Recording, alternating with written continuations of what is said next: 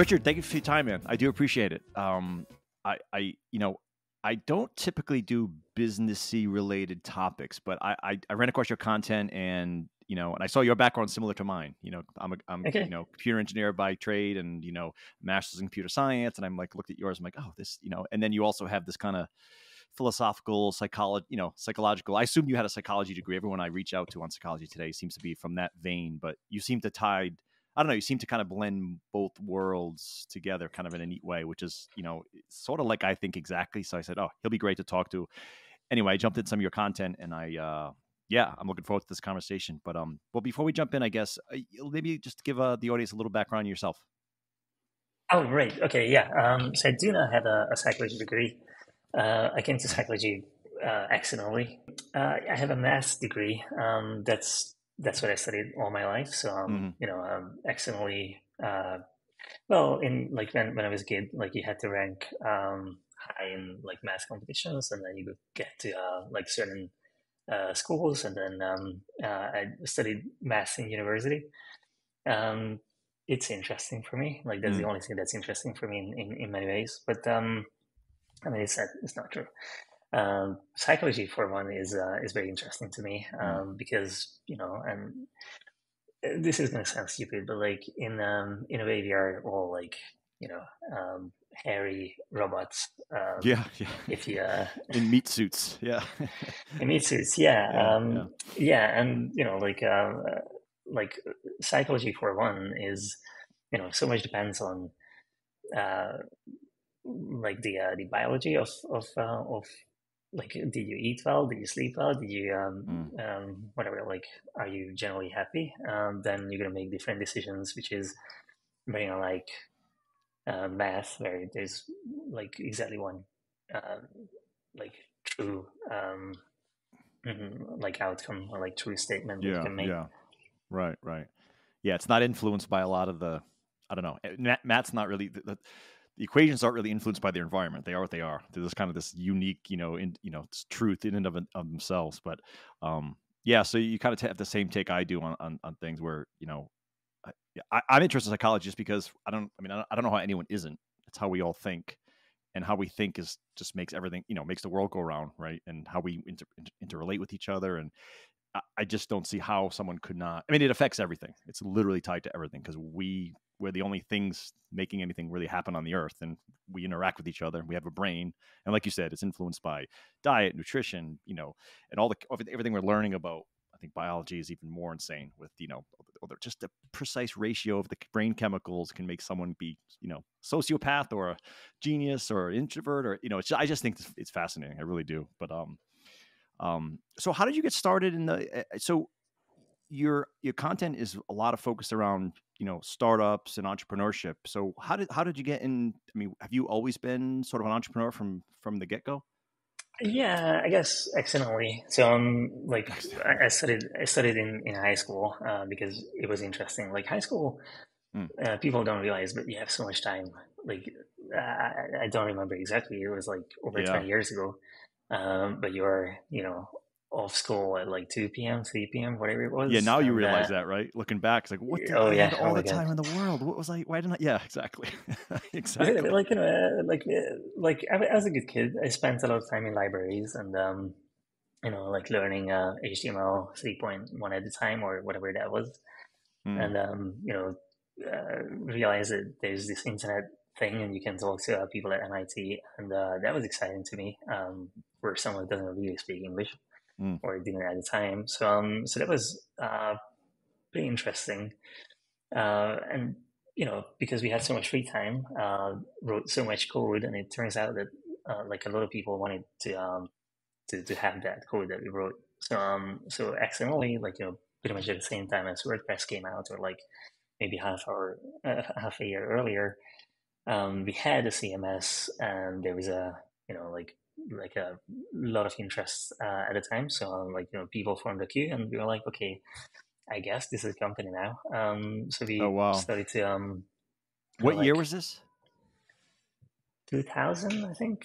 Okay. Exactly. Or like that's good. That's good timing. That's really good timing right there. Yeah. Yeah, exactly. So, but like I was 16, I didn't know anything about anything. So no mentors, no whatsoever. Only this like this feeling that well, you have the goods in a sense because like people are interested in it, but also there's no way I'm going to believe that I know what I'm doing because like I'm 16, like I need a lot of Right. help. Like why would anybody pay for this thing? Yeah. Oh, for sure. I mean, I mean, so you had that entrepreneurial kind of, you had that taste of entrepreneurship before. Then you went to college and you did computer science or engineering or related. Math. So, Okay, math. it's Okay. like it's called math for computer science. So it's literally 5 years of math, and the last 2 years, Mm. like undergrad is just math, and Right. Right. then you Right. get 2 years where you can choose stuff that's Mm. AI, and I don't know what I chose. Yeah. But I ended up working at the biophysics lab during those years. So that's literally biologists making sense of um, like GPS data and like whatever like Mm. data they collected from like pigeons and dogs and whatnot, Yeah. and became into like algorithms and formulas and try to make sense of like what we see there, like like what do these animals do, and what their experience is going to be like if they have a leader, or like if they elect somebody as they, or like a pigeon as their leader, like who do they follow, why do they follow them, that sort of thing. Oh, interesting. Oh, wow. Yeah. Very cool. Very cool.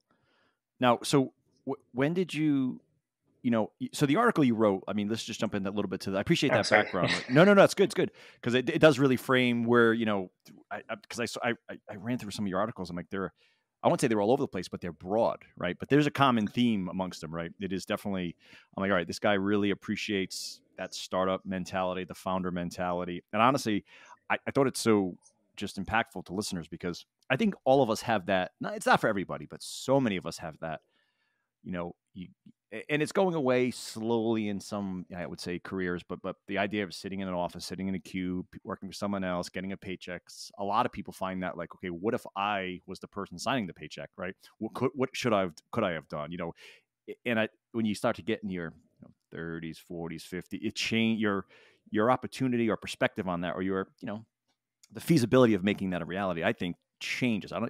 You know, I think it's harder. You have more responsibility. You have to kind of rely on safety, kids. You can't be as, let me just try something. If it fails, who cares, right? When you tried it at 16, that's a nice time. 16, 17, 18, right? It's kind of what I, hope that my kids, my son's showing a little interest in this world.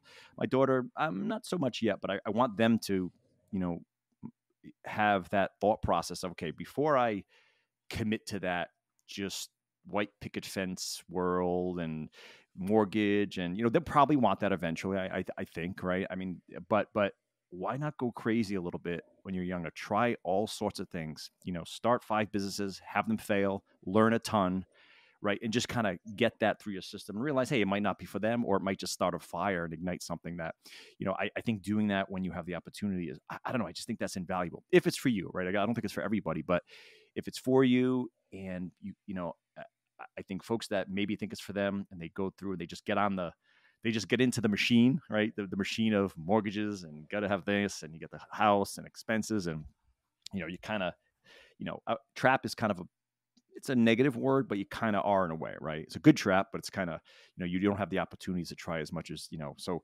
I saw and you had a couple articles, I think, and I didn't send this to you in the notes, but you had written another article called Risky Business. When is it easiest to start a company? And I Yeah. don't know what the date was on that one. Do you remember that one? Was it a while ago? I don't remember the date on that guy. I think it's quite recent. I mean, Okay. I kind of like I write them whenever I write them, and I publish them whenever or like Site Oh, Today yeah. publishes them whenever they publish them.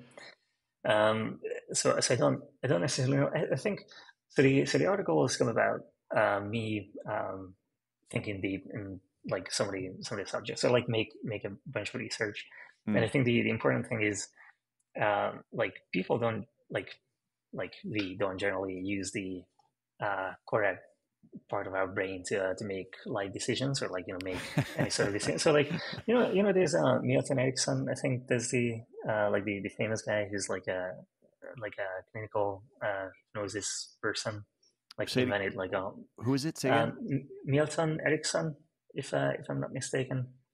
Like he Milton. wrote the book. I don't know many, but like Think Ericksonian. I'm not okay.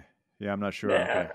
I might be mistaken, but like he's and I might be mistaken about like what I'm gonna say, but like my understanding is that his idea of what we are, like this like coming back to the what was that, like the meat bag of a robot, or like a robot in meat suit. Yeah, So yeah. like most of the time you're in like hypnosis mode, where you sort of like think about things, Mm. and then there's like input here and there, and like you might process the input or might not even think about the input, like just like very like as a habit just do the things that you generally do. Yeah, It's yeah, kind of like yeah. a dream state, which is your You're just normal state. along for the ride almost. You're just kind of along for the ride, and yeah, yeah. Exactly, and it's like you can set up very good habits, and then you're not going to remember anything that you do day to day. So like like another month passed, and you don't know what just happened. Mm. Um, and and this is the kind of brain that we like make a lot of decisions with that we probably don't need to. So what I like to do is when something is really important, like should you start a company? Should you go to university? Should you Mm-hmm. do uh, like whatever, like marry a person, like all of those things Right. that are very impactful decisions. Those decisions should be like they deserve to be made with like like all the tools that you have. Like the Mm. best tools that we have are the tools that we like learn in schools or like university, like wherever you get those tools from. There's spreadsheets, there's math, there's like should we write this down, should I ask like three friends, like all of the tools Right. Right. that you can think of, like just use any of them and all of them, and make the decision as well. And one of those tools for me is writing articles and do the research. And one good thing about these articles is that they take me a very long time to write because I'm not like a very good writer. But I do like a lot of research, and I make sure Mm. that everything is accurate. One thing that you learn in like uh, like math universities is make sure that the statements that you make are clear and correct. And once you ask a good question, you can come up with good answers. Mm. So yeah, as you say, like I have a lot of topics that are all over the place. They don't necessarily have like a single thread, other than they are interesting for me. And Yeah. like yeah, entrepreneurship is something that's interesting for me. Human psychology is interesting for anybody who's a human, I guess, or it should be. Sure. Yeah. Um, so they like it's a very good cross section. Yeah. Yeah. Yeah. So, are you somebody that is? How concerned are you with money and income? Because you strike me as someone who, and I'm almost jealous. And I don't know you very well, right? I just actually just met you, but Yeah, besides our email dialogue, like I've always thought a dream would be just. In fact, this is what my podcast is all about. If you look at the topics, I mean, they're really all over the place. I'm just an intellectually curious person. And some people always ask, what's your podcast about? And I'm like, I don't really know if I could tell you. I do have some underpinnings of neuroscience, psychology, how people think, and maybe that's an underpinning, but it's just all over the place. You could look at my topics. So sometimes when people ask me, I say, well, just go look at the topics. It's probably better than me trying to explain it. And they go back, they go, oh yeah, I don't know how you would explain that. You're all over the place. And I'm like, yes, I am. And I love it. And I don't want to, but I think the economy, markets, I would say they reward specialists, right? So if you're a specialist, if you're an engineer and you can, that's what I did growing up. That's how I do my day job, right? It gets rewarded because it's a very specific thing that not everyone can do, and et cetera, et cetera. Mechanic, right? I can fix cars or building houses. The economy rewards specialists. So if you're just a generalist, I think it's super interesting. It's I feel like it's my dream life. I can walk around and just say, I have a question about, I don't know, whatever the heck it is. What's, how can whatever it is, I don't even get into it. Right. Things pop in my head all the time. And I just like to explore that. And, and just, again, this is exactly why the podcast for me is such a fun passion project. But, you can't really make up. I don't think there's not really a market for the intellectually curious specialist. At least I don't see it. You strike me as someone who's just very intellectually curious and sort of follows that curiosity. Do you ever feel well, I mean, what do you do but by day, I guess? What's your day job, I guess? Yeah, no. So, and I'll get to the point in a second, I promise. Yeah. Yeah, that changed quite recently. So, okay. since we have a kid, money is more important. In general, damn so kids. Interestingly, yeah, damn kids. No, but, okay, so that's also not necessarily so. So there are a couple of things. Okay, so the way I studied entrepreneurship, that was pretty much because you cannot do anything else. Like in high school, nobody's going to give me a good job that I can do, so that I can also save money and do whatever and do interesting work on interesting things and go to university at the same time. So so the best second option you have is go to university, do something that's kind of interesting, and maybe find a way to sell it.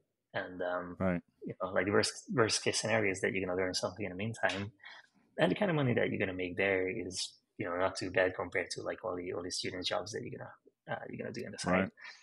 Right. So in that sense, it's not even a hard decision to make.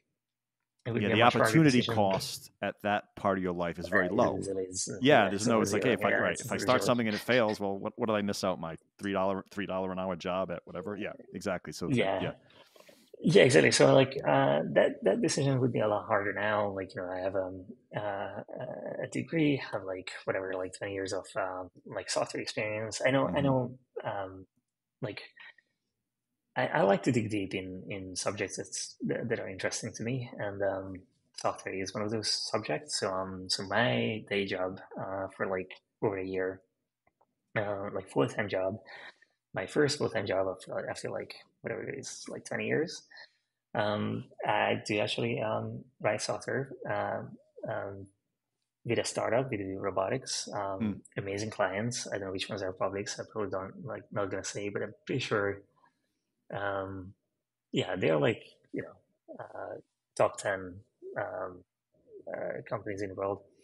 Oh, very cool. In robotics and what you hear from in the news. Pretty awesome team too. So one thing that I'd like to do is talk to the smartest people I can talk to on a regular basis, and that is a very good reason to take any job. That's one of the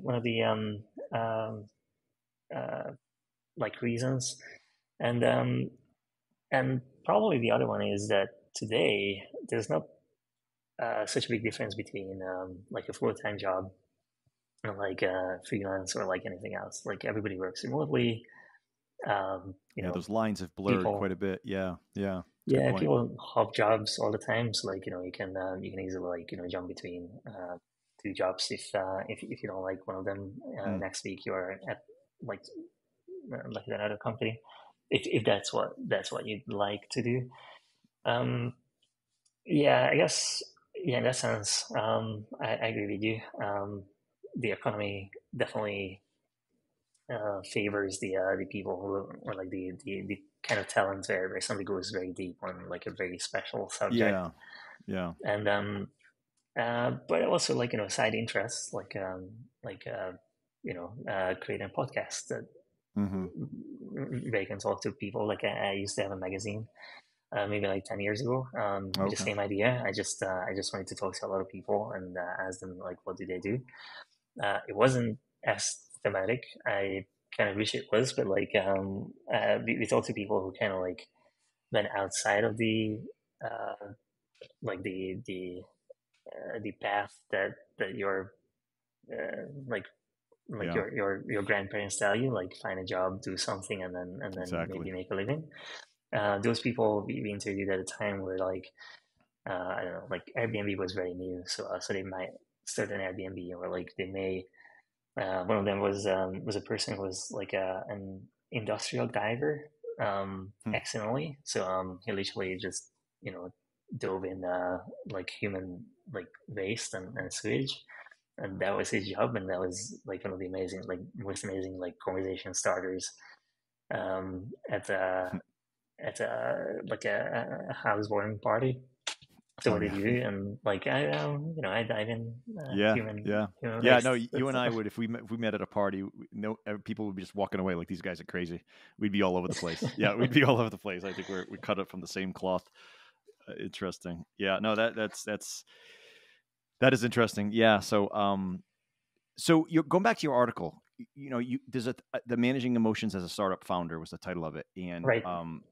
again, I almost went past it, but it was one of them. You have a lot of articles. One of the ones you sent me, I think you said did pretty well just with the traffic. So I dug into it a little bit, and I said, and one thing that struck me as a theme throughout it, and it's something that I've struggled with, and a lot of leaders at companies, my own, the company I work with, and other companies. I feel like, and being an engineer, there's a strong introverted side to a lot of us, right? Like after this podcast, I'm going to want to talk to nobody for, I don't know, at least half a Right. day, right? It's just the way no one can believe that I got that introverted side to me, but it's a strong thing and it's real. But I think what I've noticed is when, and let me know if I kind of just one gist of your article. I think you use CEOs as a kind of a linchpin because they tend to be the top dog in companies, so it makes sense to focus there. But as their workload goes up and up and up, and the stress goes up and up, they tend to isolate. And I've found I do the exact same thing. Right, a big work project coming up. It's like I'm in my office. 20 hours over the weekend. And I don't talk to anyone. I'm just trying to get the work done, and I just every other thing seems to be like second fiddle. It's just because, and I think, I think that focus and that priority and that quote unquote stress is important to get work done. But what I do find is seeking counsel from others, or talking to people, or having a support group. And a support group meaning other people that are in your field or just looking for ideas. Even when I'm in the office and I'm like, I just want to stay focused on this. I don't want to talk to anybody. Then I just will pop out, go talk to a few people about the problem. And it opens up all sorts of new ideas. I feel better about it. It's always a net benefit. It's always a net positive. But yet every time I feel like, no, just stay, keep working, heads down, isolate. That's like my default. And I sort of saw that in your, in your article where, I think you said your quote was, CEOs also tend to take on too much work, inevitably isolating themselves from others. And I think you also say spending all their time at work, isolating themselves, shutting out their support system. And I just wrote, "Yep." I mean, it just resonated with me like enormously. And one other quote I thought was awesome, which I never, you quote Andre Agassi as sort of on the other side, and I think what he says is a very healthy approach. And I never knew this about him, but if I could just read it out loud, I think it's pretty cool. Again, this is Andre Agassi, right? Tennis champion.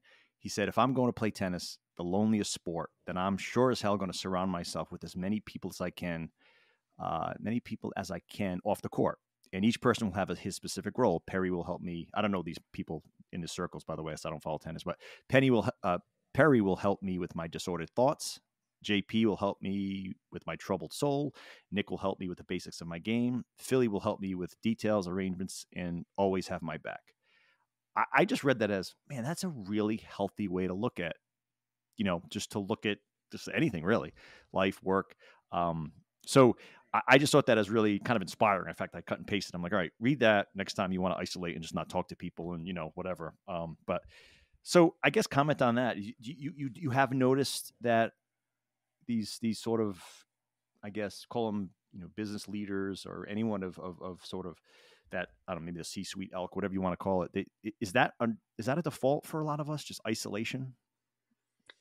Yeah, no, I think so. Like at a company, or like but large companies too.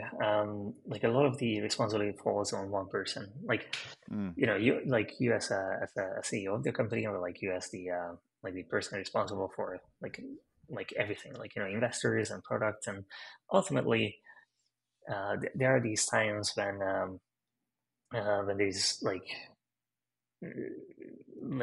there's there's something you need to get done, and that thing looks like, well, I can just get it done. Maybe it's gonna be like a day or two or three, but I see the beginning of it, the end of it, and then I just knock it out, and it's done. So like most of the time when I got into those situations, like is the oh no, there's another page, and there's a page that we need to like there's a huge opportunity that we need to also like manage at the same time, and then there's another one, and there's another one, like like usually these are the situations where things are going either like very very badly, which is easy to manage because then you realize like, oh, things are going really really badly, so now we have two choices, like should we rescue this thing or should we like let it go. If you can let it go, that's awesome. Like, that's one less thing to worry about. If you need to rescue it, that's Right. it's a very focused approach again. Like so it's like I find it to be less like annoying to deal with. The situations where I find myself like extremely lonely or like focused are the small successes. It's not a big enough success that you like hire 10 more people and like do something, and now it's going to be like a spaceship and now you're going somewhere. Yeah.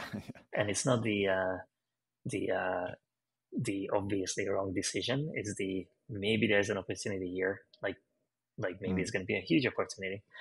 And then you start digging into it and you're like super excited and you start it and you're like, okay, so it's going to take another like maybe week or two, but like this is leading somewhere. This is going to be awesome. And a week is a long time if you close out anybody else, like any other input. So that's the time when I'm like, okay, so it's been a week, it's been 2 weeks, I haven't met anybody, like I'm still like like in my own world. Yeah. And then there's no feedback from the outside. Like that's where I get to like walk across Central Park, like middle of the winter, and like, what am I doing with my life? This is not Yes. Right. this is not going great. Yeah. So that's when like not now, like a couple of years ago, I established this like these mentors, if you like. So I have like weekly calls with the same people, good and bad, the good times and bad times, and there are good times and bad times. And we moved into different cities in the meantime, like different time zones, different like sold companies, like got into new company, like we've done so many things, but the one thing that's constant is these like weekly check-ins, like maybe half hour, like maybe an hour, like we just talk about like what happened last week, maybe nothing, maybe something interesting. But it's a very good anchoring point, like and like with family, and I guess this is gonna be like very similar. Like I can look at my son, and like he's now a kid, not just a baby, and Right. Right. this is going to be like an anchoring experience in that sense. But going back to what we talked about before, like I think like what's very important in these situations is to be able to break the pattern and say, well, I'm like in this mode, in this like very focused, like very isolated mode, with my monkey brain for no good reason. Yeah. Like I'm going forward and it's awesome, but like, am I going forward? Should I bring out all the tools that I have? Like, do I need to work on this problem? Like, would it be easier not to work on this, or like buy this thing that I'm like now building, or like whatever the problem is that I'm Right. working on? Right. Like, can I outsource it? Outsource it. Can I Is there an just open not source do it? product that does it? I can just right. All those different questions. Yeah. Yeah. Yeah, exactly. So if it's whatever, like if it's not work related necessarily, but like if you moved to a different part of the city, like would this problem go away? Like if the I don't know. Yeah, I know. I totally get what you're saying. It doesn't. It applies to work, life, everything. When you have that, someone said something a while ago. Gosh, I forgot who said it. Oh, I think it was. Oh gosh, I forgot who said it. But they said every time I've been stuck in life, it's when I stopped seeking counsel from mentors and peers. Like whether it was in business, personal, family, whatever it was. They So it's like I just see this, and I think that was a great quote, and I just see that as such a theme. Right. It's just, and it's, some of us that have that introverted side that that's sort of a default. At least it is for me. But my wife, on the other hand, she's completely opposite. She's always seeking counsel. First thing she thinks of when she's have a question or a decision to make, she's on the phone, she's crying with her friends, they're crying back, they're hugging. It's like, it's the opposite of what I do. I mean, that for me takes work, but that recommendation you have about the mentors, and you said you check in weekly with these, and how did you Yeah. create this? And are these folks that you've known from work, or is it from all sort of walks of your life?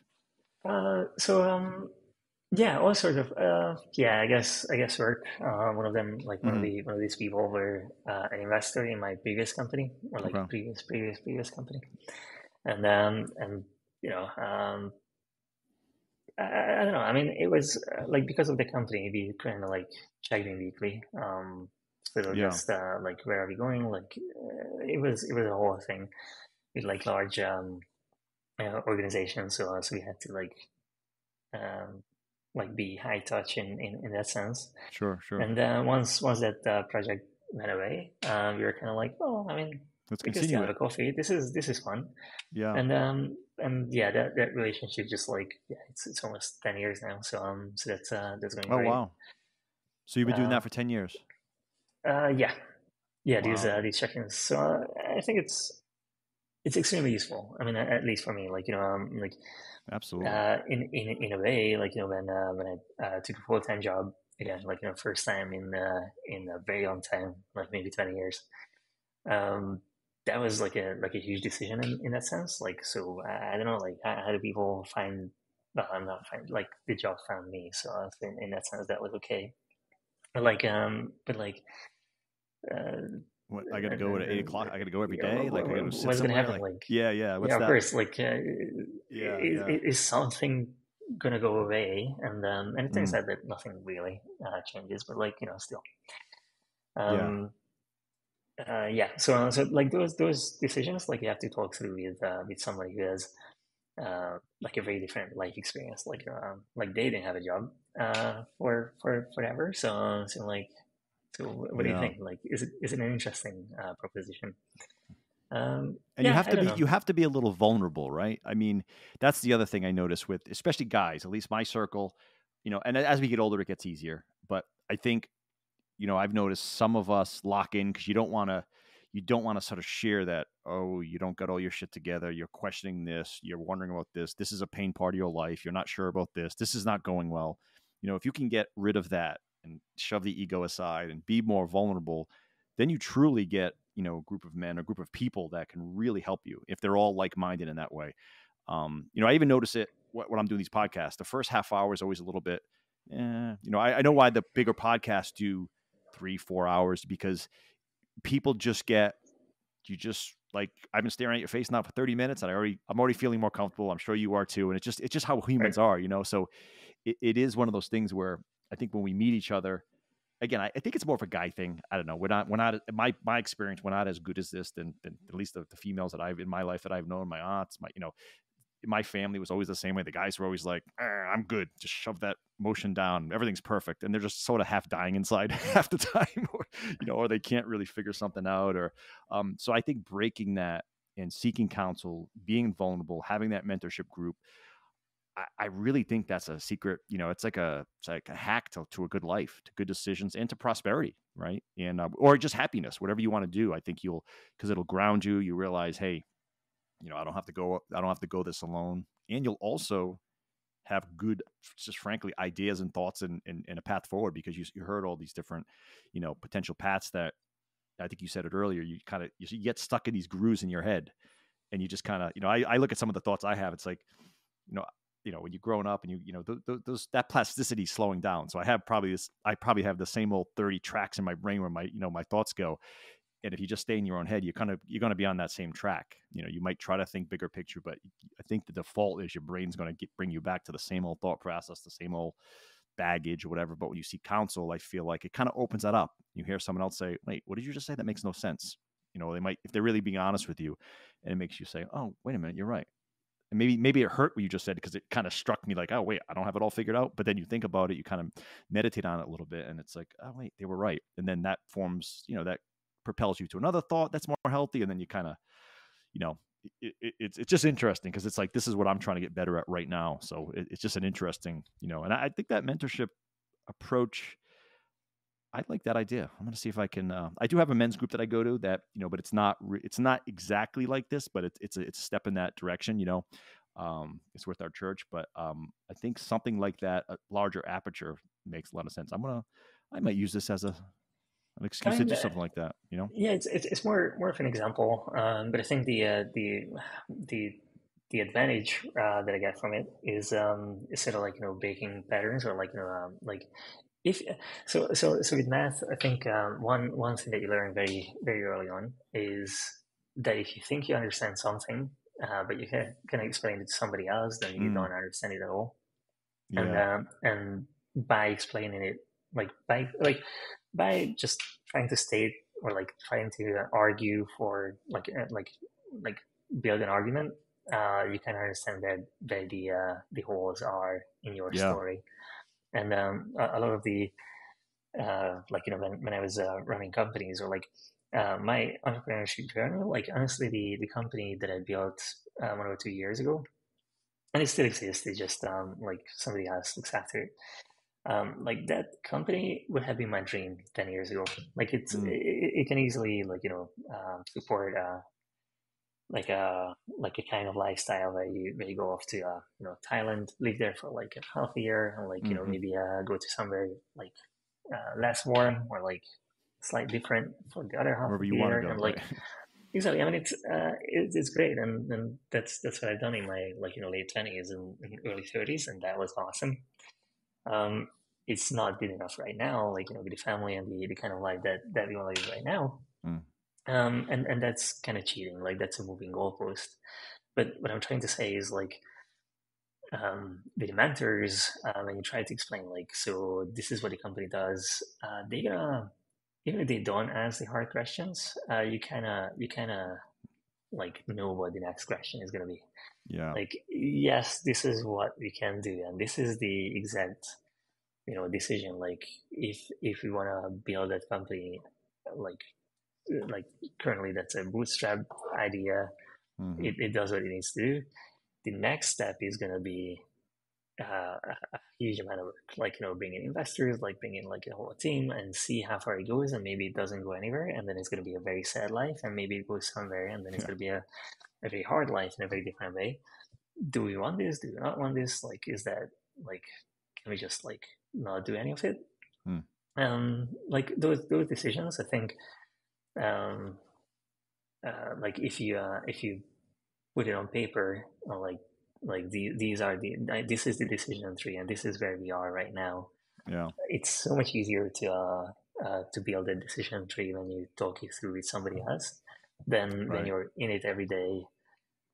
You look at the numbers, like, yeah, you're making money, but not enough. Like, I'm doing like 16-hour work days, like, and you just get into this like this whole spit it off.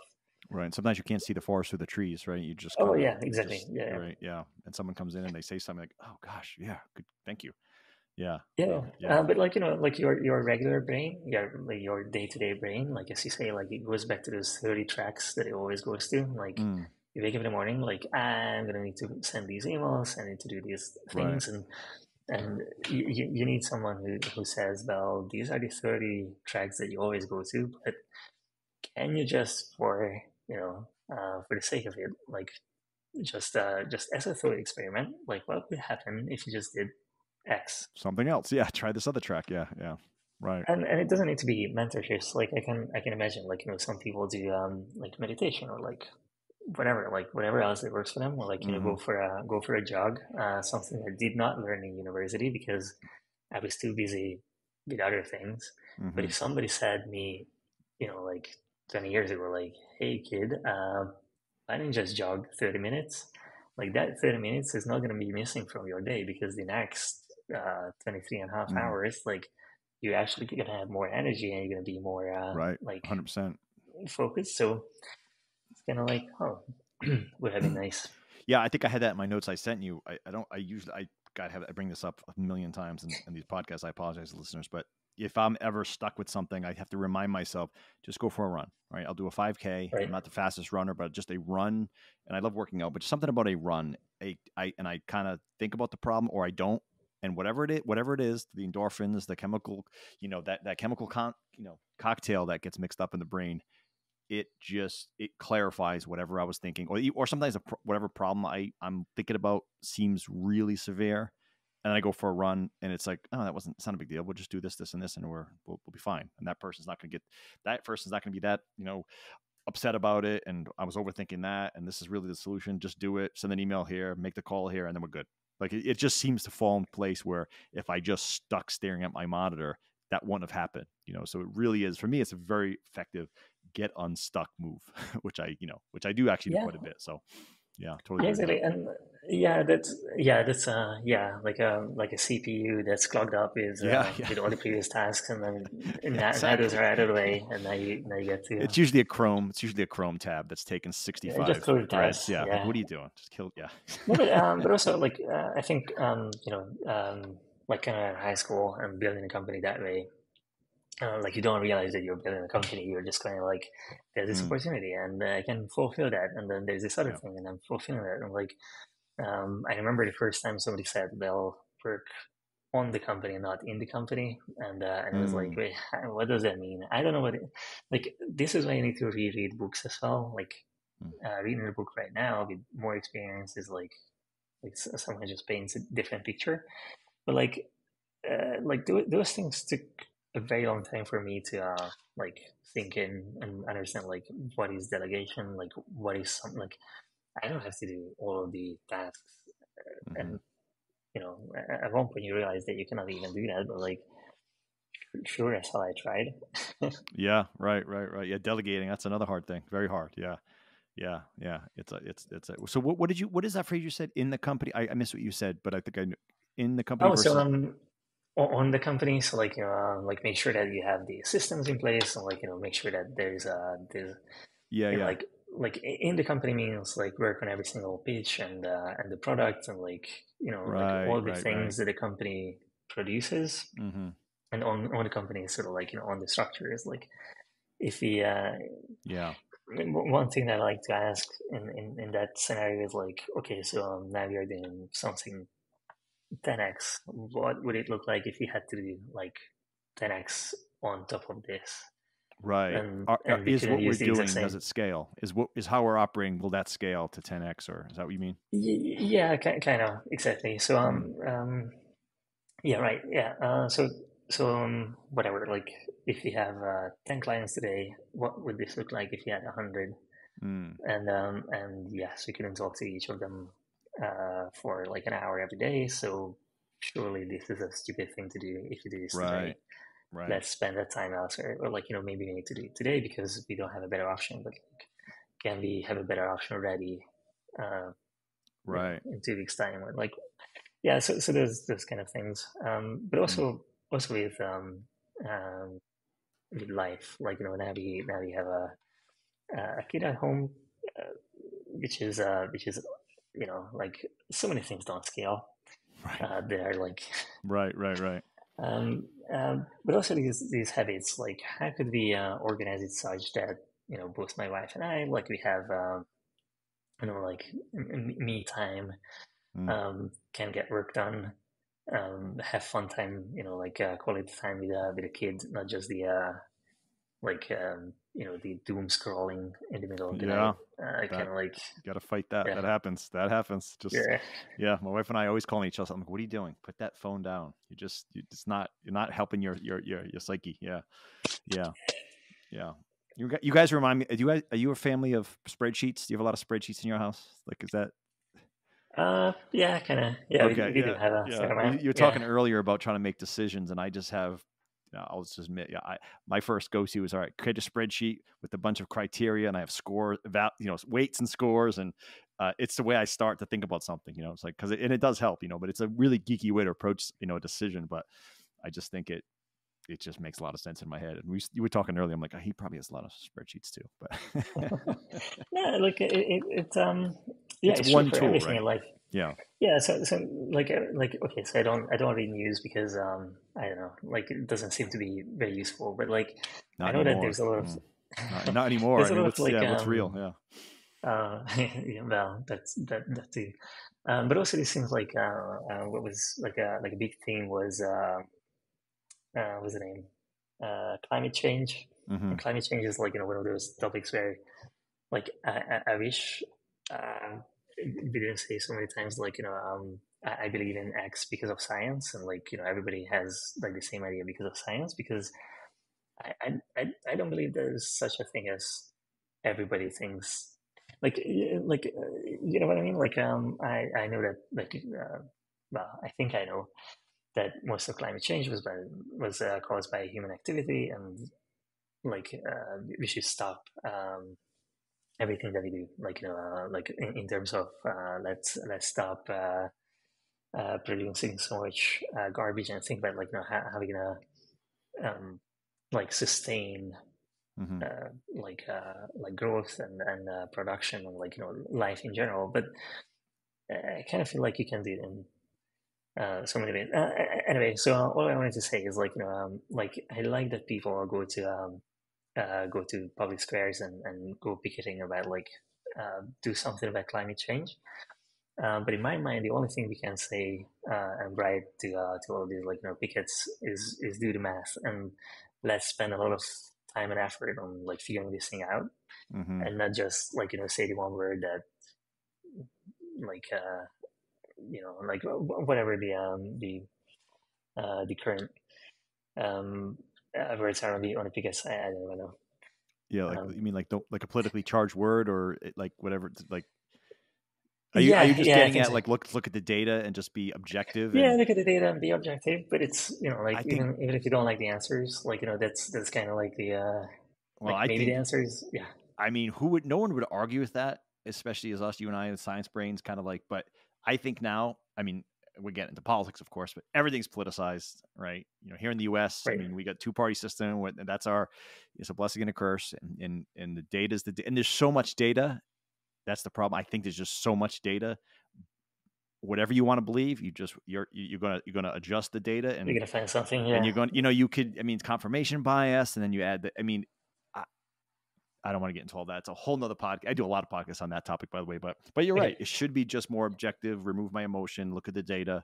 I mean, that is true science. And then as soon as you start seeing data to the contrary, what you were thinking, you're supposed to adapt and say, well, the data is the data. I'm now going to think this.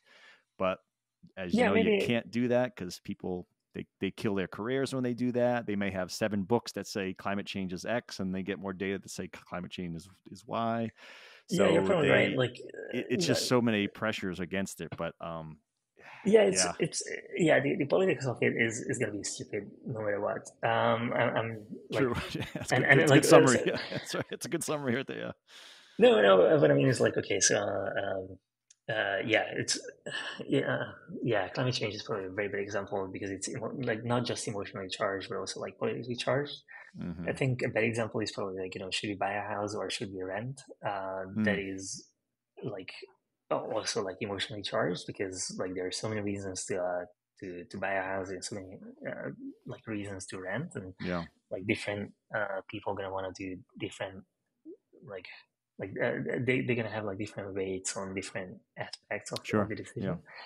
But I think it's one of those where like people in general don't make like good financial decisions because of the emotional charge of the decision.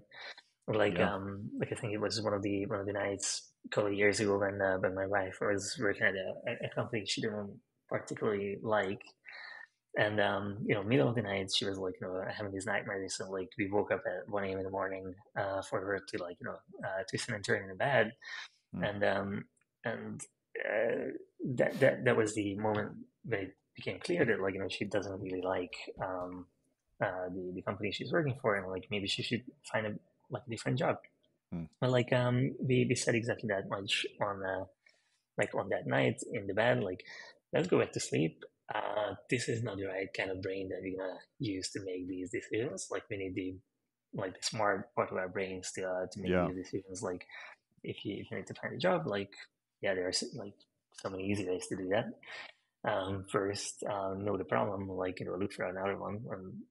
Yeah, Yeah. I think, like, breaking the patterns, and like, specifically, I think emotions are very helpful in that. If you can pay attention to your emotions, like, Yeah. now I'm excited. Why am I so excited about this topic? Right. Maybe it's important for me, and why is it important? Because of these reasons. And okay, so I guess the spreadsheet is gonna have that column for sure. Right. Yeah, sorry. But you're right. You have to go back to like weight. You have to weigh that emotional feeling just right. So it's got to be, weighed against the other more logical side of the brain. And yeah. Interesting. Well, Richard, so one thing I want to ask you, I think is a great, I think you have plenty of experience here. So, and I think I put it in the notes I sent you. Doesn't have to be 5, but I said top 5 bits of advice you would give to somebody, looking to get into this startup game. Now, I guess people could be young, they could be old. You probably learned a lot, what to do, what not to do. Like maybe top few bits of advice you'd give someone that's thinking, now maybe they're at a job and they're thinking, should I start a side gig? Should I quit? Or they're young, what could be all over the place. Top things that you've learned, if you could go back and do it all over again, what would you advise? Yeah. Oh wow. Put you on the Okay. spot, So right? no. Yeah, we talked about this before.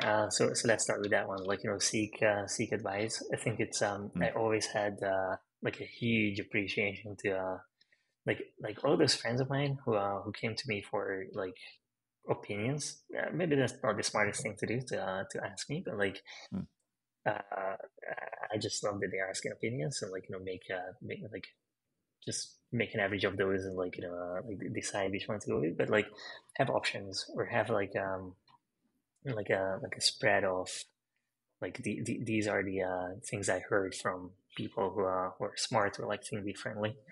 I think You that's said something really interesting there. What I heard you say is, and I really love this because I've said this before, and if I heard you right, you said more or less get a lot of get mentorship, get a bunch of opinions, and sort of take the average of the opinions. Is that kind of what you like? Almost yeah. like there's going to be a commonality to the opinions, and you kind of can weed off sort of the edges, but under that meaty part of the curve is probably some sort of consensus, right? And I feel like Yeah, there's I mean, value in that. the good thing about like hearing a lot of opinions, and maybe not the average is going to be like like you can calculate averages in so many ways. Yeah. I Like, know what you mean, how. but generally, what's the common like the denominator between all the themes that So I people are think if saying? you Yeah. if you hear a lot of opinions, you're gonna know which one to go with. So kind of like, how you toss a coin, just to decide whether, like, if it's heads, then I'm gonna do X, and if it's tails, then I'm gonna do whatever. And if you do like to toss the coin once, and it comes out something else, like the wrong option for you, or like the Right. option that you did not cheer for, then you're gonna be like, well, yeah, I'm gonna toss again. Like, you're gonna Yeah. come up with like a very good Right. like, yeah, it was too windy. It was like, whatever. You touch the table, Yeah. like, whatever. Right. So you kind of like adjust the odds for your advantage, or like, for like whichever opinion or like option you were in favor of. Yeah. Regardless, that's what you're gonna go with. And I think, asking a lot of people for opinions, you're gonna find a reason why you want to go with the option that you were Right. like internally thinking anyway. Or like, maybe you're gonna be lucky, or like maybe you're gonna hear something that you didn't think of, and that's even better, to make it more powerful. So that's one. Definitely ask around, like, Yeah. ask for help, like, Yeah. It's talk to. simple, but it's powerful. Ask for help. Seek mentorship. I mean, it's so Yeah. simple but so powerful. Yeah. That's fantastic. Yep. That's one. Startups, I think, like, people, like, okay, so this is going to be, there are so many ways to start a company, even without experience. Like, you can not easily, but like, it's going to be hard without experience. But like, you can find investment if you want to, without experience. Like, not much, but like, you can get started if you want to. Uh, or you can also bootstrap if you don't know the like if you don't know how to get started, then maybe read a book or start in a different way. Maybe you don't need a product. Maybe you can start with, getting a community first, or like whatever it Mm-hmm. is. Like you can definitely bootstrap to a certain extent. So just know that there are so many options available to start a startup. Like you can take a job that sort of like teaches you some of the skills, Mm. um, Yeah, that's a and good point. then on the side decide what you want to do, or like start thinking about your journey. Like like the beginning of a startup is like it's exciting. It's definitely like it takes a lot of time, but like there are so many like periods of waiting for like things to happen. So like you, Mm. you send 50 emails and you wait for like the first person to reply. Maybe they reply and like it's gonna be another month or two. In the meantime, you can do so many like more useful things with Mm. your life. Maybe I don't know. Now, like yeah, yeah. I guess the advice is there are so many options. So many people have done this. Prior art is always super important. Like see what other people have done before. Yeah. Maybe this is Prior not how art. you're Yeah. gonna be Right. successful. And Yeah. like in 2024, like almost nothing it needs to be invented from scratch. And if it's your first startup, especially, like it should not be like a crazy tag that nobody's seen before. Like it has to be something really, really boring Mm. in many ways. Like if it's truly your first startup, if it's like second, third, fourth idea, maybe it can be like more adventurous. But like yeah, So start lemonade boring. stand is. That's interesting. Start a little bit I think boring. boring is totally underrated. Yeah, Mm. like a very boring option would be to go to work for a company, um, which is good because inevitably every startup has like crunch times where it's really really really bad. Like like Right. you're almost running out of cash, or like the cash flow is not going great. It's nice to be able to have like other options. Or, Mm. again, like this might not be true for everybody. Like some Mm-hmm. people might have the kind of psychology where they really need to be forced to make a decision. In which Mm-hmm. case, making very bad decisions early on is probably the good decision. Uh, What about the idea uh, of, this is one I always go back to where if someone's listening, like, yeah, I want to start a company, I want to start this, I have an idea, but I always say, well, ideas are almost free, right? Action is the hard part, right? Doing something with that idea is what very, very rarely people do. But the other thing is, I feel like I love the quote, like momentum comes from action, where a lot of people just sit there and they have ideas, and they want to do something, but they just think about or waiting for the right time or waiting for something to happen to start. And I always think just start, and you'll feel, you'll start to course correct as you start. And I think, the actual act, the the action in and of itself causes momentum, not the other way around, right? So it's not like, so that's the other thing I always, a lot of folks I talk to have said that, and I found this even in writing. When I do technical writing or any kind of writing I have to do, if I just stare at the page, nothing happens. If I just start writing, it could be garbage for the first page, but then mhm. things start moving and I could feel the momentum. Then I'm like, oh wait, I'm on a groove here, and then I will write 2 or 3 pages, whatever it is. I feel like that's, again, let's go back to psychology. I think if you're trying to, folks looking to start something, you have a general framework of what you want to do, just start something, start making some calls, start, prototyping something, buy a 3D printer, print some stupid thing, show it to people, whatever it is, just, just using really just generic terms here. But, and I think that momentum will start to cascade, and, that action will start to cascade to more and more momentum. It's like, that's another thing I feel is, I don't know, just really important, because it's hard to start, but once you do, it gets easier to continue, right? It's like I always use the example, it's a geeky physics thing, but right, the static friction, the coefficient of static friction is higher than dynamic. So if you're trying to push like a couch across a carpet, that the friction holding that thing in place is stronger than the friction's trying to slow it down as you're moving it. So it's easier to move it than it is to move it from a standing position. You know what I mean? So, Yeah, I probably screwed up the coefficient terms there, but I think in general it's true in physics, right? That static friction coefficient's higher than the dynamic. So I the feel like that's just like that, and psychologically too. Once I'm moving, it's easy to keep moving, but to get started moving, gosh, that's hard. Yeah, I had the same experience with writing. I think like a couple of years ago, I found this app. It's an online thing. If I remember correctly, it was the most dangerous writing app. If you know, all you It's can do cause is what is it called? The most dangerous the writing app? most dangerous writing app. Oh, And I think you interesting. set a timer like 2 minutes or something. That's your commitment that you're gonna keep writing for 2 minutes. Oh, okay. And you keep typing, typing, typing. And if you stop typing for over like whatever, like 5 seconds, then it just deletes everything that you wrote before. Okay. That's very dangerous. Yeah. And if you type long enough, then you can keep whatever you type in. Hmm.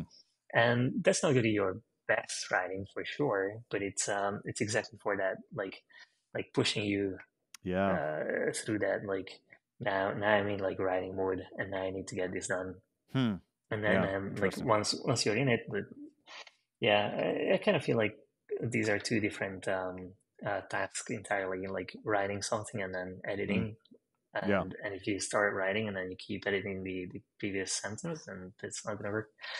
Um, yeah, I kind of feel like the important bit is not doing the same thing over and over again. Hmm. So if you and I think that that was true for so many of my like early ideas. Like the CMS thing worked very well. Then I had an ad agency that worked quite well, and then for like a very long time I was caught up in this like let's build a SaaS thing idea.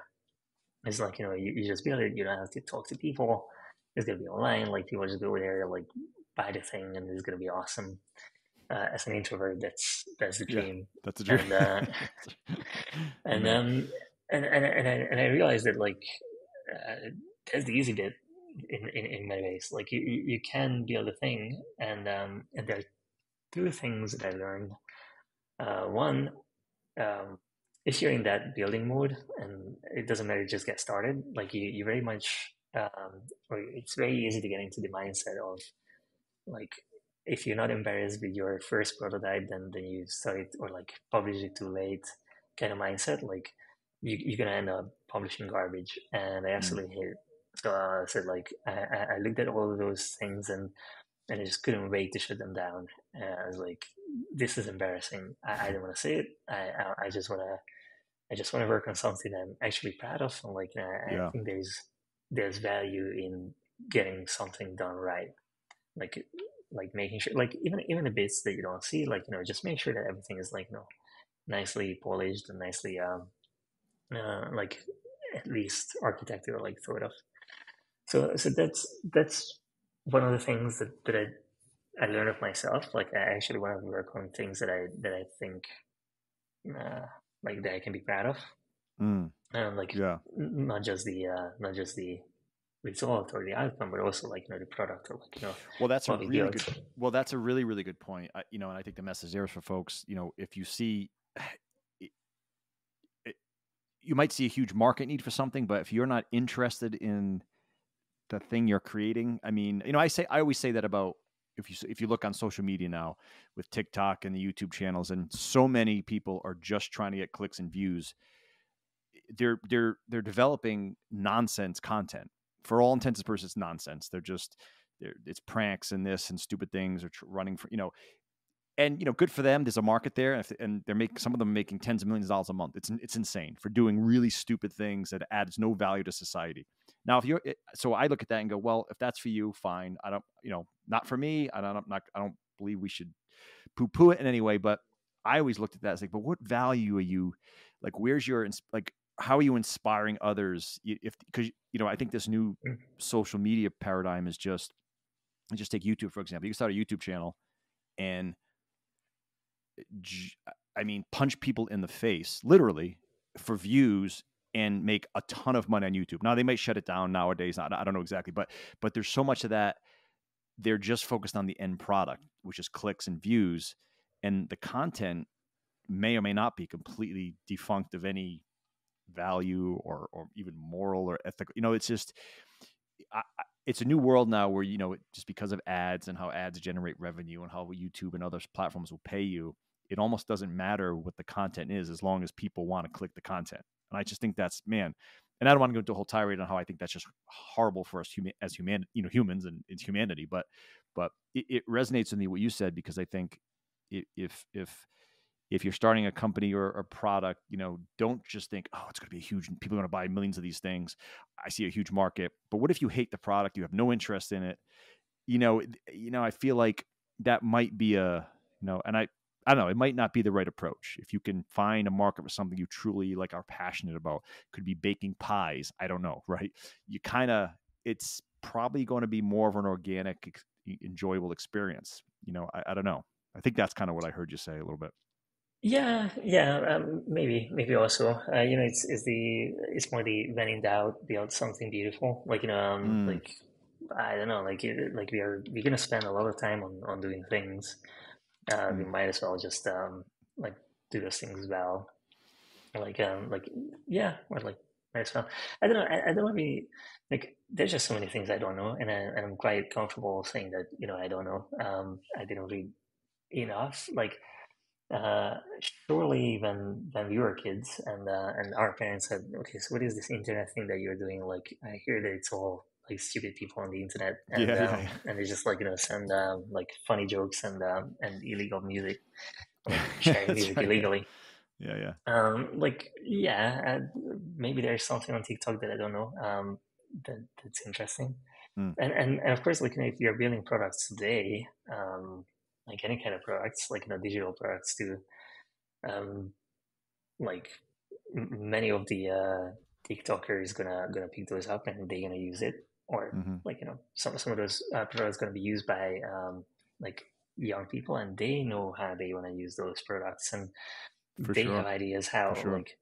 Snapchat was absolutely amazing in the sense that it was a brand new app, and me as a millennial, I just didn't know how to use it. Do I swipe? Do I whatever? It doesn't use any of the best practices, but somehow it just came out of nowhere. It And exploded. Yeah. They did yeah, something right. They hit the market just right with the, yeah. yeah, but also Facebook wasn't the first social network ever, but Zuckerberg is just find a way to ask good questions of smart people, and learn from Yeah. any which interaction he had.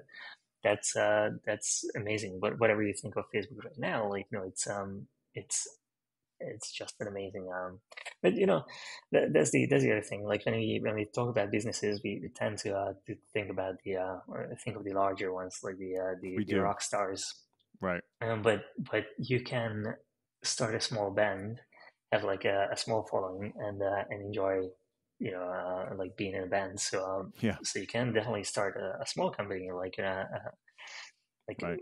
a corner shop, or something that makes life a tad bit better for a whole bunch of people, and make a living, because the internet, Yeah. marketing is, I mean, it's not free, but if you build something that people like or need, then Mm. like that word is going to travel. Yeah.